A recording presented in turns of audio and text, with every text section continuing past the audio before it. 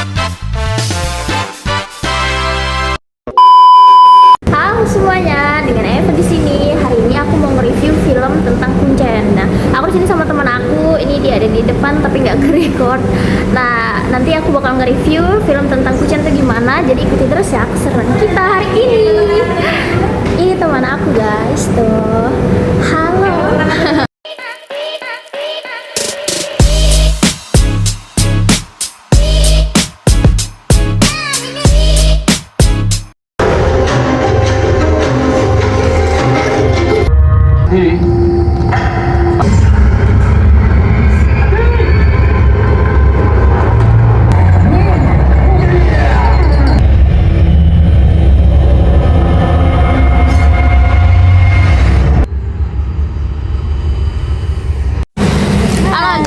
Jadi kita sudah selesai nonton nih tadi, terus sekarang kita sudah pindah. Nih, kita ada di mana ini? Di mana? Nah, di dekat Mangku Palas. Ya, kita geser ke dekat Mangku Palas, minum es kelapa. Sekarang udah jam 10 lewat. Jadi kita mau lanjut cerita soal si Kuncen tadi. Jadi si Kuncen ini kan dia nyeritain tentang sekelompok anak muda gitu ya, anak muda zaman-zaman SMA gitu. Dia tuh punya pacar. Nah, pacarnya dia itu naik gunung dan nggak ada kabar berhari-hari.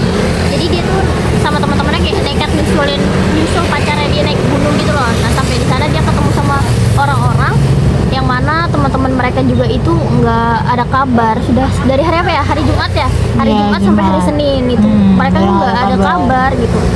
Nah, Kuncen ini sendiri tuh kan ceritain tentang kayak orang juru kunci di suatu daerah gitu, di suatu wilayah, yang mana dia itu pemegang kunci antara dunia gaib sama dunia manusia gitu. Jadi dia tuh yang benar-benar berpengaruh banget gitu loh di daerah itu gitu. Nah, si dukun ini, si Kuncennya ini, dia tuh dibunuh sama dukun lain karena si dukun yang jahat ini tuh dia tuh pengen nguasain gitu. Nah, jadi tuh di gunung itu kan ada namanya pasar gaib ya, pasar gaib ya, dimana di pasar gaib itu tuh jual banyak banget kayak misalnya ada keris, pokoknya mutiara, jimat-jimat kayak gitu loh. Jadi tuh orang-orang tuh banyak datang ke situ buat dapatin barang-barang kayak gitu. Nah, kayak misalnya orang-orang pejabat gitu kan datang ke situ, dia tuh pengen apa ya, pengen kedudukan gitu. Jadi dia datang ke sana bayar si dukun. Nah, karena dukun ini tuh kayak apa ya, dia maruk gitu ya. Jadi dia pengen jadi dukun satu-satunya di situ gitu loh. Jadi dia ngebunuh dukun yang lain biar dia bisa kuasai di tempat itu gitu. Jadi sebenarnya cerita ini tuh ya nggak beda jauh sih, maksudnya biasa aja, nggak banyak kayak yang bedain sama cerita-cerita horor di ya? Indonesia ya. Kayak cerita biasa aja gitu, anak muda naik gunung, terus apa ya, ada setan-setannya hal-hal gitu. gaib di atas gunung yang nyebabin mereka nggak bisa nih ke puncak atau mereka nggak balik karena itu. Terus itu sih salah satunya karena dukun yang mau kekuasaan itu. Jadi akhirnya si Kuncen yang pemegang kunci ini dibunuh lah sama si dukun itu. Sampai akhirnya ada Kuncen baru. Berisik ya guys. Maaf banget ya berisik karena kita lagi di pinggir jalan banget nih, menghirup udara segar tapi banyak polusi sih, nggak apa-apa lah. Nah, jadi tuh apa lagi ya, di cerita itu ya biasa aja sih guys. Maksudnya kalau kalian yang sering nonton cerita-cerita horor di bioskop, itu pasti ceritanya tuh kayak template gitu loh, kayak Indonesia ya gitu, dukun, ilmu-ilmu, kalau nggak setannya juga template. Oh, tapi setannya tuh ada tadi tuh beberapa setannya tuh yang aku agak kepikiran.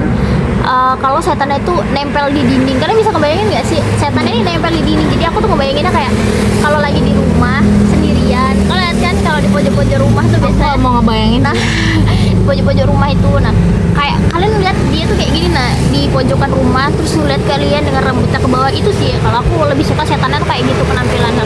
Kalau setannya cuma sekadar sabar ya kan. kalau setannya itu cuma sekedar kayak pocong, kuntilanak, apalagi tadi ya kuntilanak ya, kuntilanak narik-narik kayak gitu dengan mukanya yang jelek, kayak udah biasa banget gitu loh, kayak nggak ada serem-seremnya lagi deh aku gitu. Tapi kalau misalnya dia masih gelantungan di pojok-pojok itu tuh masih masuk. Terus tuh jadi cerita ini tadi juga tuh si Kuncen yang sebelumnya tuh penjaga penjaga kunci itu yang pegang kunci, dia itu sebetulnya udah nyiapin penggantinya dia. Nah ternyata kalian tahu nggak, penggantinya itu dibunuh lagi sama si dukun. Jadi pas mereka udah datang buat nemuin bujukan, pertamanya si dukun si yang dukun yang udah disiapin itu dia nggak mau dikuncen karena terlalu beresiko banget gitu kan. Nah akhirnya dibujuk lah sama anak-anak yang baru datang tadi, dia mau. Ternyata pas dia tinggal pulang dia dibunuh guys, dibunuh tapi tidak tersentuh karena dia kayak disantet gitu loh, baru tuh dia digantung. Mati deh, mereka nggak punya harapan.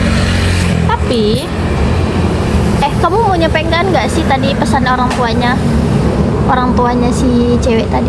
kenapa? Pengen nyampaikan nggak?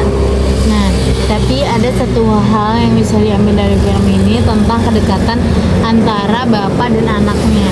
Jadi yang si cewek tadi yang datangin pacarnya ke gunung itu ada bapaknya, di mana bapaknya tuh selalu kasih nasihat ke dia kalau misalnya kita tuh harus tabah dan kita tuh harus selalu sabar menghadapi situasi apapun yang sedang kita hadapi. Harus tenang aja sih, tapi sebetulnya cewek ini tuh karakternya dia tuh kayak cewek-cewek yang agak egois gitu loh. Dia tuh pengen, pokoknya aku mau ini aku harus dapat gitu. Emang nggak tahu ya karena didikan bapaknya kan, bapaknya Iya. bilang dia tuh selalu bertekad kuat gitu. Tapi ada baiknya sih ternyata keegoisannya dia tadi Membuahkan iya betul. Oh my god, berisik banget. Membuahkan hasil. Coba aja kalau dari awal tadi dia tuh sempat balik ke Jakarta dan minta bantuan, pasti teman-teman itu nggak bakal selamat guys gitu. betul banget. Terus apa lagi ya? Film approve, rating, ayo kita rating. Aku kasih 7,5 karena biasa aja. Karena aku takut jadi aku ratingnya 5. Kalau kamu takut berarti itu bagus dong di kamu. Enggak, karena aku selalu takut film hantu. Ya, Aish. semua film hantu. Tapi kalau misalkan horor luar negeri sebenarnya lebih oke sih. Beda sih, beda. Kalau itu, kalau di sana tuh bisa bikin beberapa film yang aku tonton ya, kalau film luar negeri dia tuh takutnya tuh bisa membekas gitu. Nah kalau selama kita nonton tuh kayak ada rasa gelisah banget gitu, kayak ayo cepet ayo gitu. Nah kayak kita terpacu gitu deh sama nonton gitu kan. Tapi kalau film Indonesia kayaknya film hantu Indonesia aku belum ada nemuin sih, karena aku suka aja ngeliatin kayak misalnya dia digorok-gorok, dia ditancap-tancap biasa aja. Tapi kalau film di luar tuh kayak kesannya beda. Nah terus plot twistnya banget tuh yang di Indonesia kayaknya aku belum nemuin. Ada sih kayaknya beberapa, cuman aku lupa judul-judulnya gitu. Kayak dulu tuh aku takut banget film Beranak Dalam Kubur tuh ada banyak kan versinya. Kamu pernah nonton nggak? Enggak. Ada banyak versinya, tapi ada satu versi yang aku masih kayak kebayang banget takut gitu loh di aku tuh, pas ceweknya ini naik tangga, tapi pas sepanjang dia kan disantet ya, dia tuh hamil, dia sepanjang naik tangga tuh dia teriak-teriak sampai berdarah-darah. Itu scan yang di itu tuh aku ingat banget yang itu. Baru untuk film ini tadi sih lumayan, kalau kalian memang lagi butuh hiburan bisa nanti coba sekali-kali gitu. Ada lagi mau kamu sampaikan? Cukup. Es kita juga udah mau habis, jadi kita kayaknya rencana ntar lagi bakal pulang karena juga udah malam. Sekian yang bisa kita sampaikan, semoga bisa